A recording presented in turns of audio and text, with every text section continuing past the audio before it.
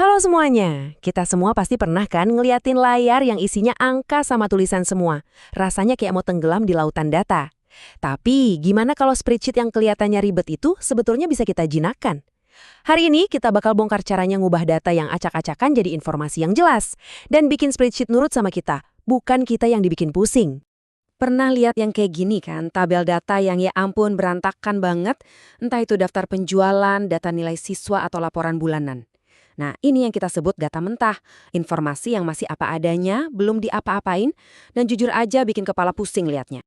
Jadi, pertanyaannya, gimana caranya kita nemuin jawaban yang ngumpet di dalamnya tanpa harus melototin satu persatu sampai mata jereng? Inilah misi kita hari ini. Oke, pertama-tama kita kenalan dulu sama musuh kita, banjir data. Ini tuh kondisi awal di mana semua informasi masih mentah, acak-acakan, dan rasanya mustahil buat dianalisis. Data mentah kayak gini nih yang bikin kerjaan gampang jadi susah. Coba bayangin, kalian disuruh nyari semua nilai atas nama Vina. Mau nggak mau harus di-scroll satu-satu, diliatin baris per baris. Kalau datanya cuma 10 sih gampang, lah kalau 1000 baris, wah capek banget dan gampang salah lihat kan? Tapi tenang, di dalam setiap spreadsheet ada kekuatan super yang tersembunyi loh. Kita bisa berhenti nyari-nyari manual. Yuk kita panggil pahlawan kita, fungsi pencarian.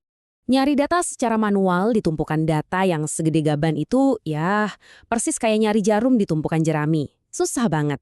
Tapi gimana kalau kita punya magnet raksasa? Nah, ada cara yang jauh lebih pintar. Ini dia magnetnya, fungsi lookup. Anggap aja ini kayak daftar kontak di HP kalian. Kalian cari satu nama dan semua info lain kayak nomor telepon atau emailnya langsung muncul kan? Nah, fungsi ini kerjanya persis kayak gitu. Oke, ada dua jagoan utama di sini. VLOOKUP sama HLOOKUP. Bedainnya gampang banget kok. V itu untuk vertikal, dipakai kalau data kalian disusun ke bawah. Dan H itu untuk horizontal, kalau data kalian disusun ke samping. Kuncinya cuma satu. Lihat aja tabel kalian bentuknya gimana. Nah, lihat deh ini. Ini bagian paling kerennya. Datanya tuh sama persis loh. Yang beda cuma orientasinya doang. VLOOKUP nyarinya ke bawah di kolom pertama, kalau HLOOKUP nyarinya ke samping di baris pertama. Cuma itu aja bedanya. Coba kita lihat contoh VLOOKUP beraksi. Misalnya, kita punya kode mat dan pengen tahu itu mata pelajaran apa sih? Formulanya bakal nyari mat di kolom paling kiri. Dan begitu ketemu, jreng, dia bakal langsung ambil data dari kolom di sebelahnya di baris yang sama. Hasilnya, matematika. Simple dan instan. HLOOKUP logikanya sama persis tapi buat tabel yang horizontal. Dia nyari kodenya di baris paling atas dan pas ketemu, dia ambil data dari baris di bawahnya. Intinya sih pakai alat yang pas buat bentuk data yang pas.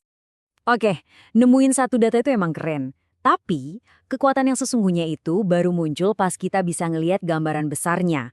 Gimana kalau kita pengen tahu, cerita apa sih yang coba disampaikan sama semua data ini? Nah, disinilah kita pindah gigi nih, dari pencarian mikro ke analisis makro. Spreadsheet itu bukan cuma buat nyari-nyari doang, tapi juga buat ngertiin pola dalam skala yang jauh lebih gede. Ini namanya peringkasan data. Anggap aja kayak baca rangkuman buku. Daripada baca novelnya dari awal sampai akhir, kita ambil ribuan baris data dan kita sajiin dalam bentuk yang singkat dan padat. Ini adalah abstraksi.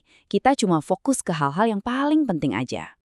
Lewat peringkasan ini, kita bisa ngubah deretan angka yang jujur aja ngebosenin jadi sebuah cerita visual. Pakai grafik atau bagan, kita bisa langsung ngeh sama tren, pola, atau perbandingan dalam sekejap mata. Dan alat paling sakti buat ini adalah pivot table. Bayangin deh, kalian itu seorang DJ dan data itu musiknya. Pivot table ini alat remix kalian. Kalian bisa kelompokin data berdasarkan kota, ngitung rata-rata per bulan, atau lihat total penjualan per produk.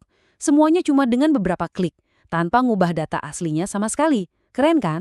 Nah, setelah diringkas, saatnya bikin data kita ngomong lewat visualisasi.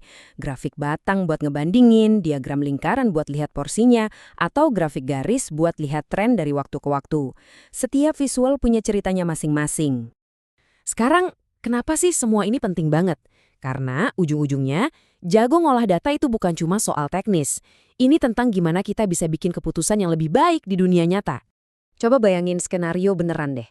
Ngelola data bantuan untuk korban bencana. Kemampuan untuk menganalisis dengan cepat siapa butuh apa dan di mana, Itu bisa jadi penentu antara bantuan yang nyampe tepat waktu atau telat. Di sini, data itu benar-benar bisa nyelamatin nyawa. Ini semua bukan cuma soal rumus, tapi soal pola pikir. Pertama, abstraksi. Fokus sama yang penting-penting aja. Kedua, dekomposisi. Pecah masalah yang gede jadi bagian-bagian kecil biar gampang diurusin. Dan ketiga, algoritma. Bikin rencana langkah demi langkah buat nyelesainnya. Dan inilah inti dari semuanya. Kemampuan ngubah data yang berantakan jadi wawasan yang jernih itu kayak kekuatan super di zaman sekarang. Ini ngebantu kita bikin keputusan yang lebih cerdas, entah itu di tempat kerja, di komunitas kita, bahkan dalam kehidupan pribadi. Jadi sekarang peralatannya udah ada di tangan kalian. Pertanyaannya bukan lagi gimana caranya, tapi cerita apa yang mau kalian ungkap. Di dalam data kalian itu, cerita apa yang lagi nunggu buat ditemuin.